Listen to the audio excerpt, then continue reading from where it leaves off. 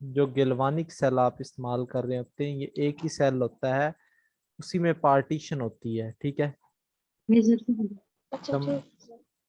और अगर आप एक सेल यूज कर लेंगे तो रिएक्शन होगा ही नहीं। उधर ही कॉपर है, उधर ही आप जिंक को ऐड किया हुआ है, उधर ही आपने कॉपर सल्फेट का सोल्यूशन है, तो कैसे मुमकिन होगा।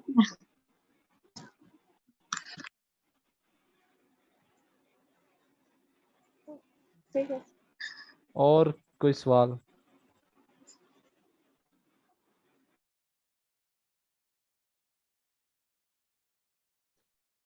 तो इलेक्ट्रोकेमिस्ट्री को समझें, बहुत ही अच्छा सब्जेक्ट है इलेक्ट्रोकेमिस्ट्री। एक बहुत वाइड ब्रांच है फिजिकल केमिस्ट्री की, बहुत ही ज्यादा वाइड। अब जितनी भी हमने बातें की हैं वो स्टैंडर्ड की हमने बात की है।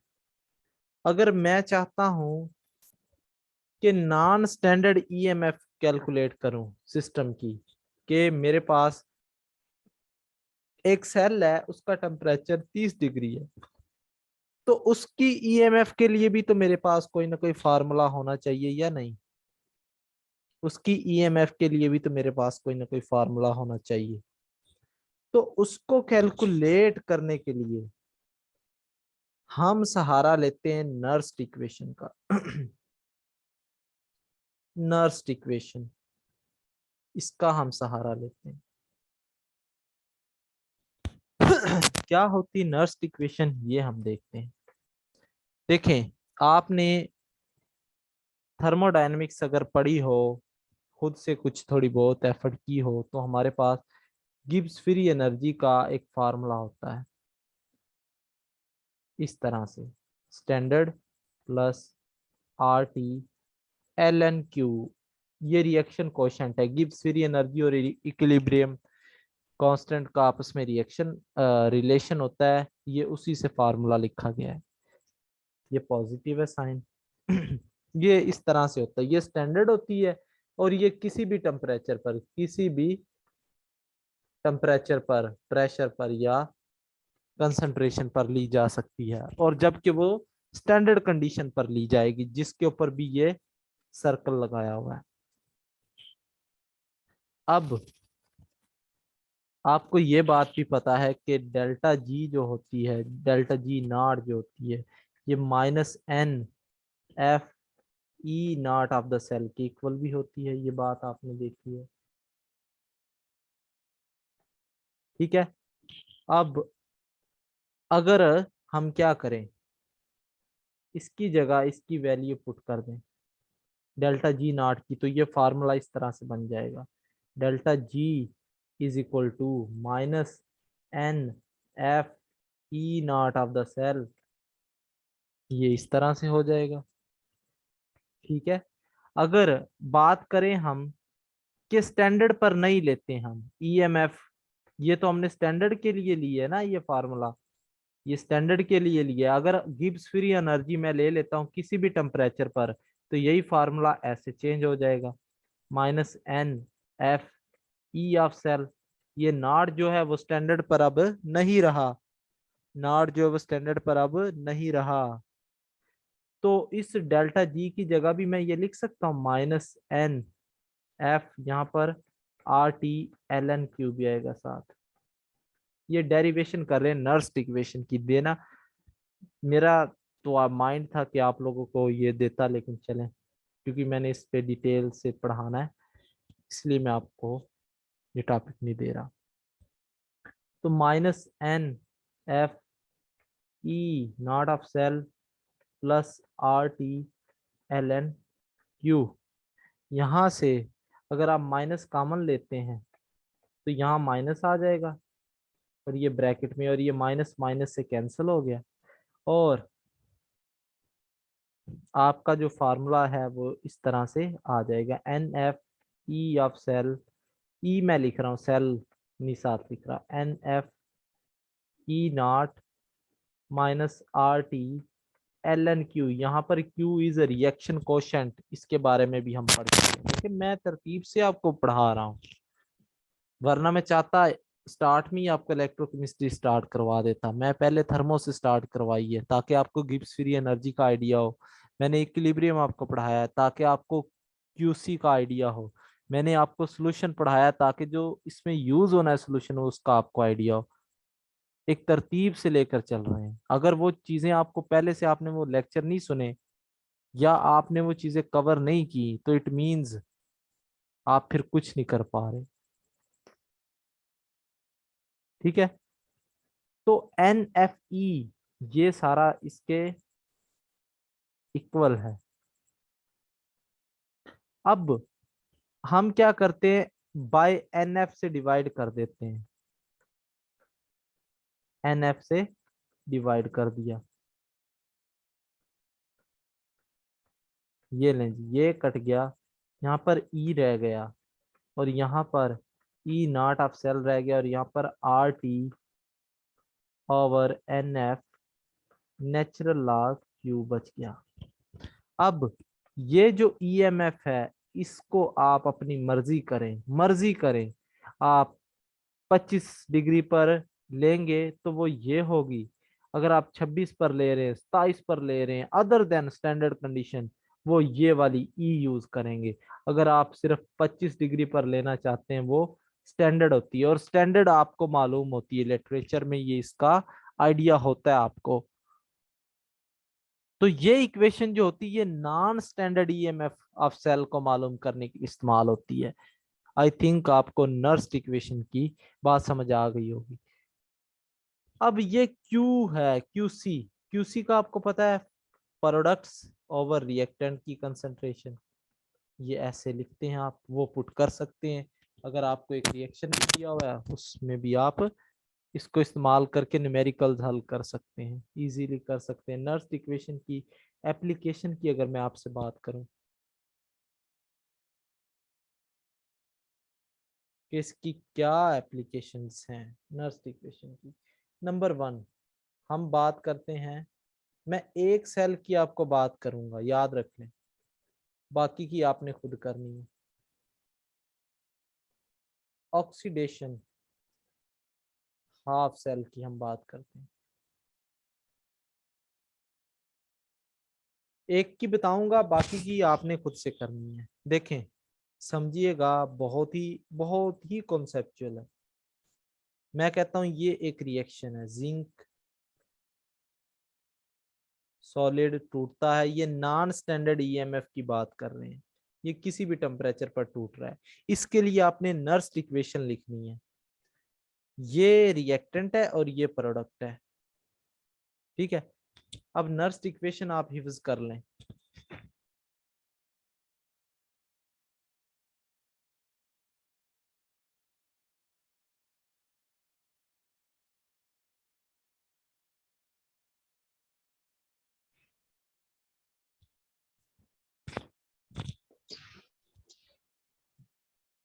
जी, तो नर्स्ट इक्वेशन हम लिख रहे हैं। मैंने ना वो log जो था वो ln में था, उसको कन्वर्ट कर दिया, तो 2303 से मल्टीप्लाई करते हैं नेचुरल लॉग से सिंपल लॉगरिथम में कन्वर्ट करने के लिए। ठीक है, वो मैंने यहाँ पर वो लिख दिया। ये नर्स्ट इक्वेशन है, log RT/NF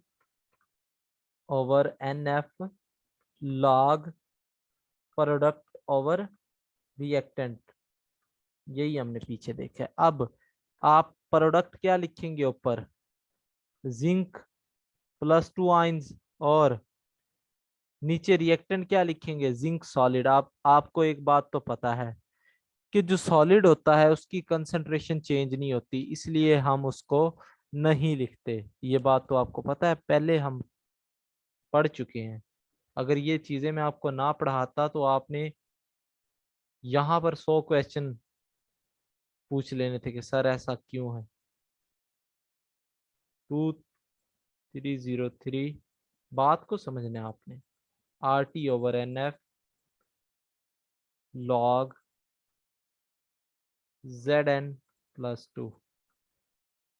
जी, तो ये बात हम करने जा रहे हैं। अब यहां पर मजे मजे के कॉन्सेप्ट्स हैं। ये फार्मूला अगर मैं ऊपर लिख दूं, इसी को अगर हम उठाकर ऐसे लिख दें, ई ऑफ सेल या ई नॉट माइनस 2303 RT, इस पूरे को ना मैं x कह दूं अगर, क्योंकि हमें इससे कोई लिंक नहीं है, इस पूरे को हम x कह देते हैं, हमें तो ये वैल्यू से लिंक है, log Zn2 पॉजिटिव। देखें क्या बात है, क्या शान है इस फार्मूले की, वो हम देखने जा रहे हैं। अब मैं आपसे पूछता हूं कि स्टैंडर्ड ईएमएफ और नॉन स्टैंडर्ड ईएमएफ कब बराबर होंगे? अब ये मैं आपसे पूछता हूं, स्टैंडर्ड ईएमएफ और नॉन स्टैंडर्ड ईएमएफ कब बराबर होंगे?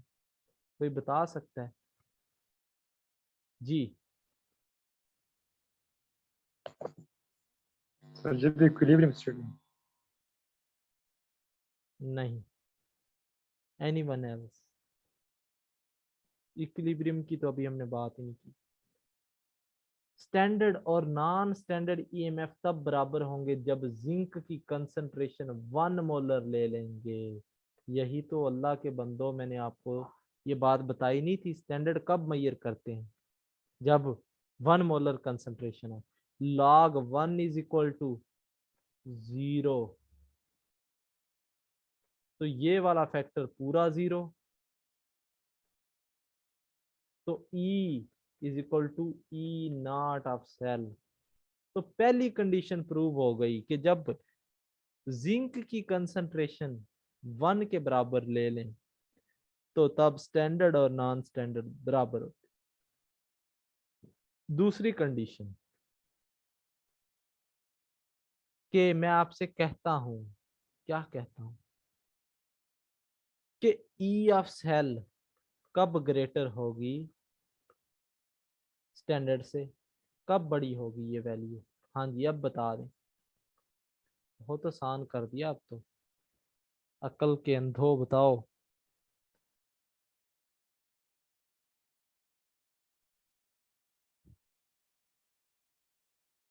कब ये ई ऑफ सेल ग्रेटर होगी?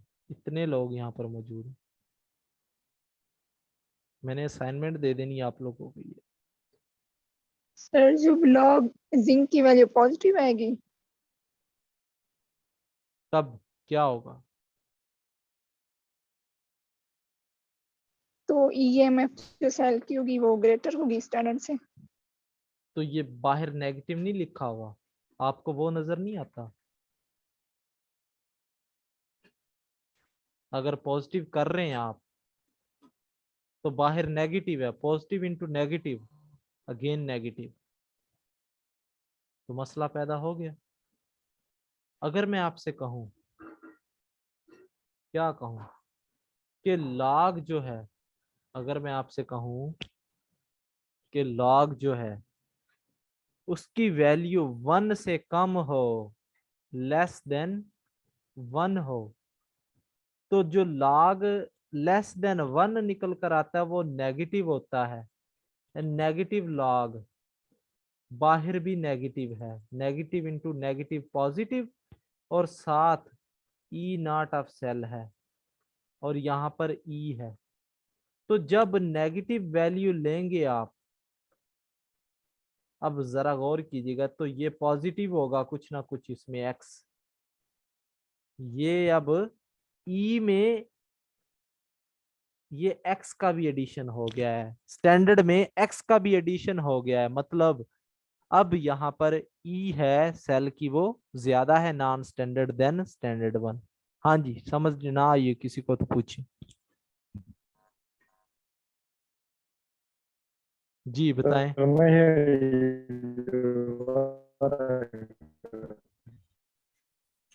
आपकी आवाज क्लियर नहीं है किसी।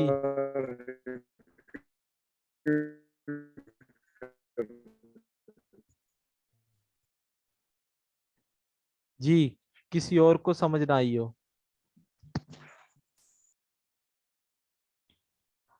अब एक और कंडीशन,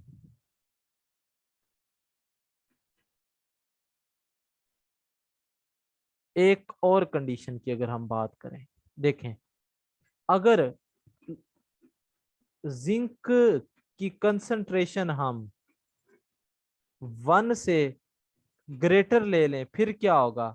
आपको पता है कि log 1 जो होता है या उससे ग्रेटर जो वैल्यू निकल कर आती है वो पॉजिटिव होती है, तो पॉजिटिव होगा, और बाहर यहां पर नेगेटिव है, तो positive into negative answer will be negative. तो इसका फार्मूला जो निकल कर आ जाएगा वो ये होगा, E is equal to E naught of cell minus x, x हमने रखा हुआ था पीछे। तो यहां पर आप देख सकते हैं कि जो ई से ई नॉट ऑफ द सेल यानी एक्स माइनस हो रहा है, अगर इसको एक्स को इधर लेकर जाते हैं तो ई में एक्स ऐड हो रहा है और ई नॉट ऑफ सेल इसकी वैल्यू ज्यादा हो रही है। हाँ जी, तो 3 कंडीशन हमने देख ली हैं, जब 0 होगी, जब 1 होगी, जब लेस देन 1 होगी। तो ये तो मैंने बात कर दी है एनोड के लिए। कैथोड के लिए आप लोग खुद से करें। कैथोड के लिए भी 3 कंडीशन एज्यूम करें और कल मुझे सेंड करें। कैथोड के लिए आप लोगों ने एप्लीकेशन इसकी खुद देखनी है। ठीक हो गया? कैथोड के लिए आपने क्या करना है, इसकी एप्लीकेशन खुद से देखनी है। जी, आप बताएं किसी को कोई प्रॉब्लम है तो। समझदार लोग हैं आप लोग, सब कोई समझ आ गई ये बात मेरे ख्याल में। तो अब हम बात करने जा रहे हैं equilibrium constant and Nernst equation. Equilibrium constant and Nernst equation, इसकी हम अगर बात कर लें तो क्या होगा?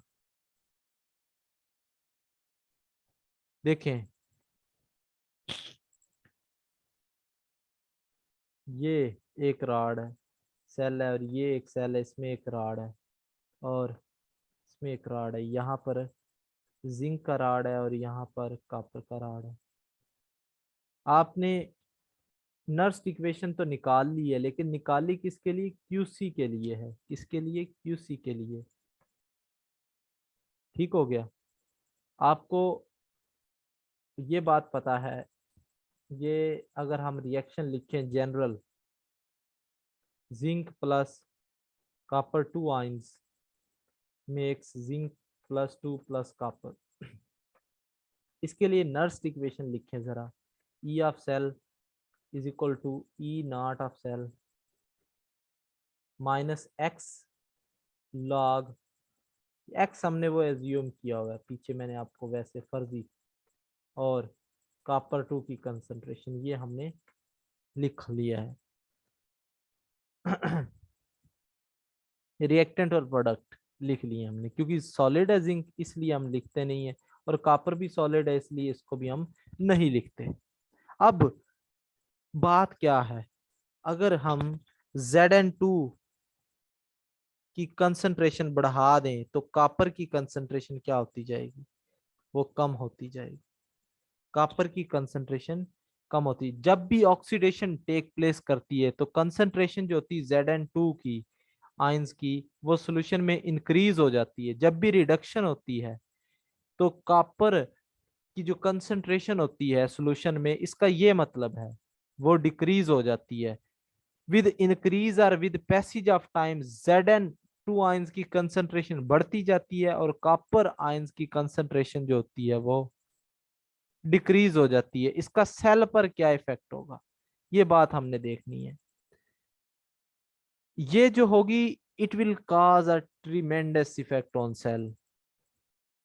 Zn आयन की कंसंट्रेशन बढ़ती जाएगी, कॉपर की कंसंट्रेशन कम होती जाएगी। ठीक है? और क्या होगा, इंक्रीज इन जिंक आयन की कंसंट्रेशन, जो सेल की ईएमएफ है वो भी डिक्रीज होगी। और decrease in copper ion concentration वो भी सेल की ईएमएफ को डिक्रीज करेंगे। अगर आप जरा गौर करें ना, मैं जो बात कर रहा हूं कि Zn2 आयंस की अगर कंसंट्रेशन आप बढ़ा रहे हैं तो आपको पता है लॉग की वैल्यू पॉजिटिव आ रही है या नहीं? पॉजिटिव आ रही है तो माइनस है बाहर, तो कंसंट्रेशन Zn की बढ़ाने से सेल की ईएमएफ कम हो रही है, ये कम हो रही है। अगर आप कॉपर की कंसंट्रेशन भी बढ़ा रहे हैं तो सेल की ईएमएफ फिर भी कम हो रही है। ये सॉरी, कॉपर की कंसंट्रेशन चूंकि डिक्रीज हो रही है तो डिक्रीज होने की वजह से भी सेल की जो ईएमएफ है वो भी कम होती जा रही है। ये दो बातें अगर जिन्होंने पिछली चीज को समझ लिया वो इसको भी समझ लेंगे।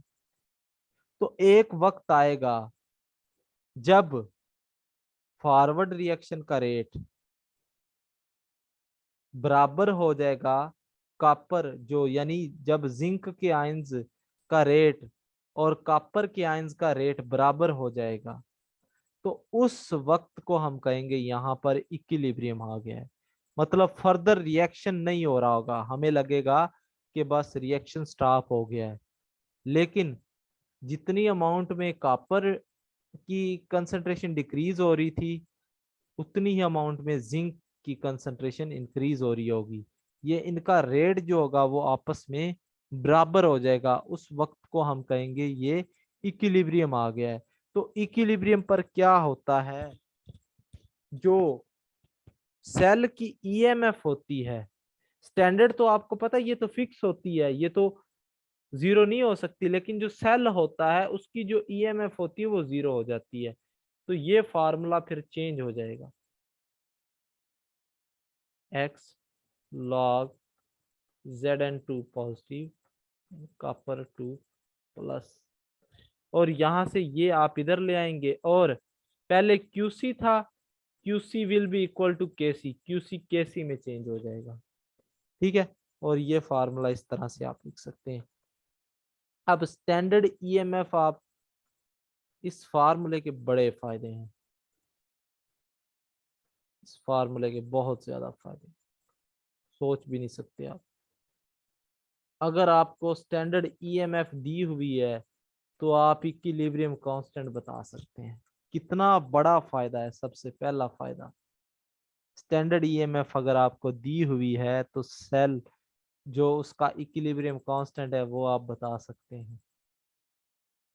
देख लें, अगर इक्विलिब्रियम कांस्टेंट दिया हुआ है तो स्टैंडर्ड ईएमएफ बता सकते हैं। तो ये रिलेशन था इक्विलिब्रियम कांस्टेंट और इसके नर्स इक्वेशन के दरमियान। ठीक हो गया जी। आई थिंक हमें 5 मिनट की ब्रेक लेनी चाहिए।